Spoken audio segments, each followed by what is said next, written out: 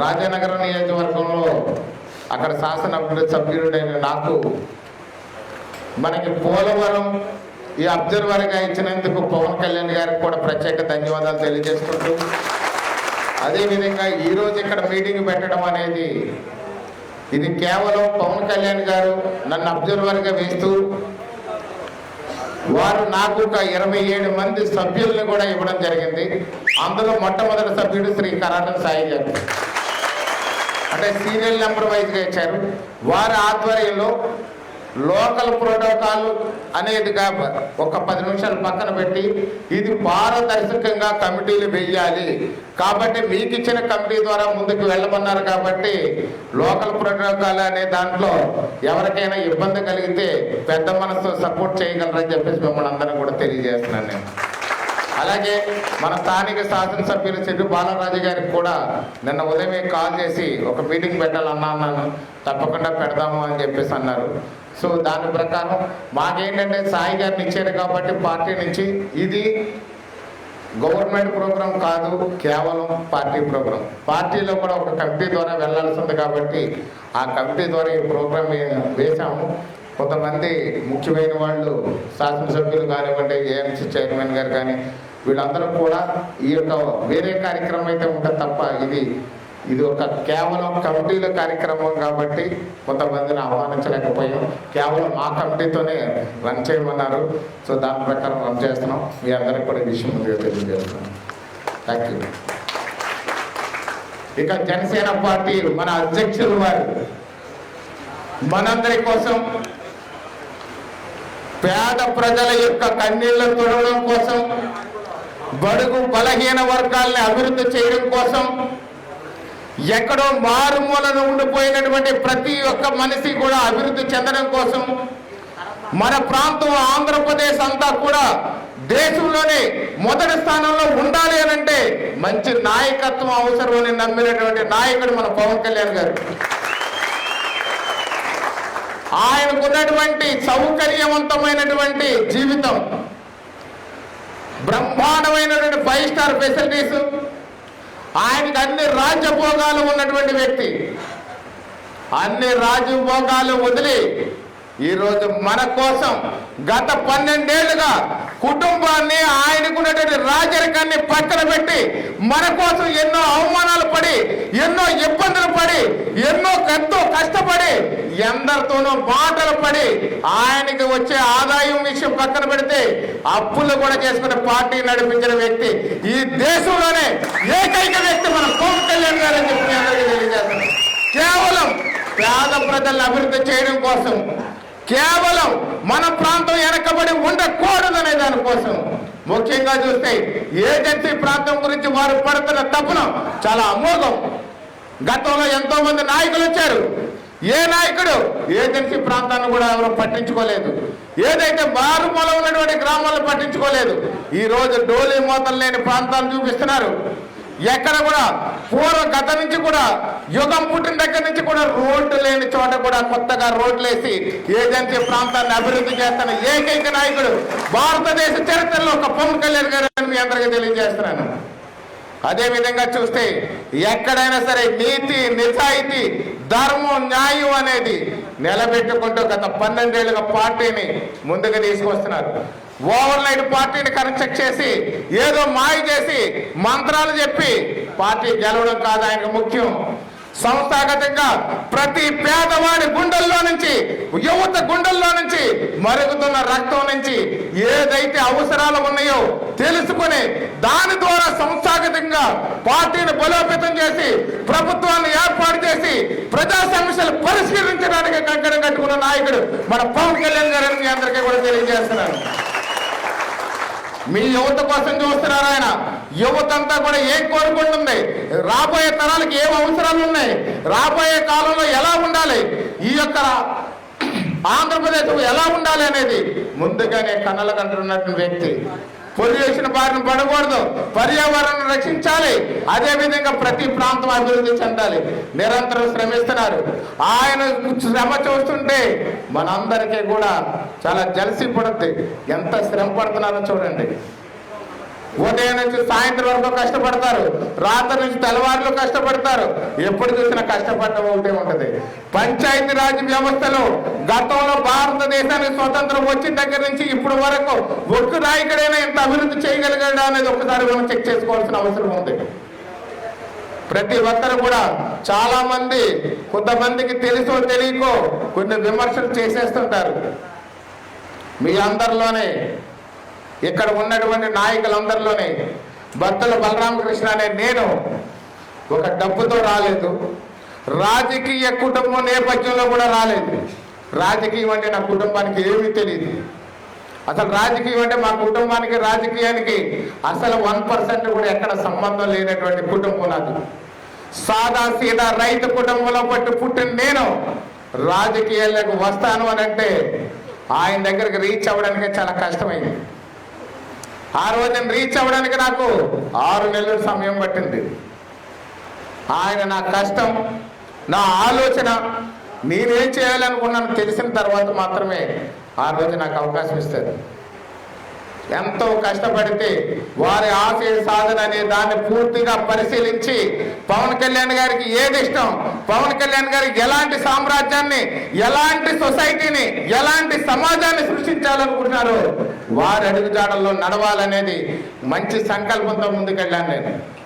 ఆ సంకల్పంతో నా వంతు నేను కష్టపడుకుంటా వెళ్ళాను. నా కష్టాన్ని ఎవరికీ చెప్పలేదు. నేను ఎక్కడికే గొప్పలకు పోలేదు, లేకపోతే నాకు ఈ పార్టీలో పెద్ద పెద్ద నాయకులు ఎవరో తెలియదు. మీలాగే నేను కూడా ఒక సామాన్య చిన్న జన సైనికుడిని. ఆ సైనికుడిగా నేను ప్రస్థానం మొదలుపెట్టాను. నాకు ఇన్ఛార్జ్ లేదు, ఏ విధమైన పదవి లేదు, ఎలాంటి ప్రోటోకాల్ లేదు. నా కష్టాన్ని నమ్ముకుని నా ప్రాంతాన్ని అభివృద్ధి చేయాలంటే నేనేం చేయాలో ఆలోచించుకుంటూ వెళ్ళాను. అలా పని చేసుకుంటూ వెళితే ఒకరోజు అధ్యక్షుల వారి నుంచే డైరెక్ట్గా పిలుపు వచ్చింది. వారు పిలిచి నీకు ఇన్ఛార్జ్ ఇస్తున్నాను తీసుకోండి అని చెప్పేసి వారు ఇన్ఛార్జిగా నన్ను అపాయింట్ చేస్తూ అపాయింట్మెంట్ ఆర్డర్ ఇచ్చారు.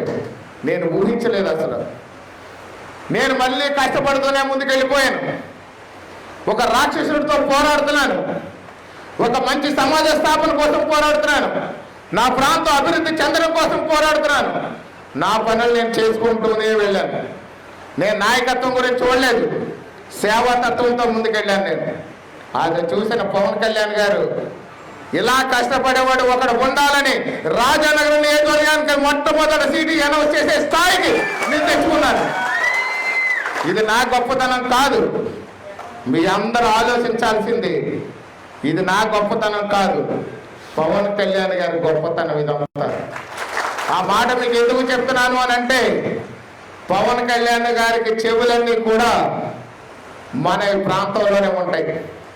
ప్రతి గ్రామాల్లోనే పవన్ కళ్యాణ్ గారి చెవులు ఉంటాయి, ప్రతి వార్డులోనే పవన్ కళ్యాణ్ గారి చెవులు ఉంటాయి, ప్రతి మండలంలోనే పవన్ కళ్యాణ్ గారి చెవులు ఉంటాయి, జిల్లా అంతటా కూడా పవన్ కళ్యాణ్ గారి చెవులు ఉంటాయి, రాష్ట్రం అంతటా కూడా పవన్ కళ్యాణ్ గారి చెవులు ఉంటాయి.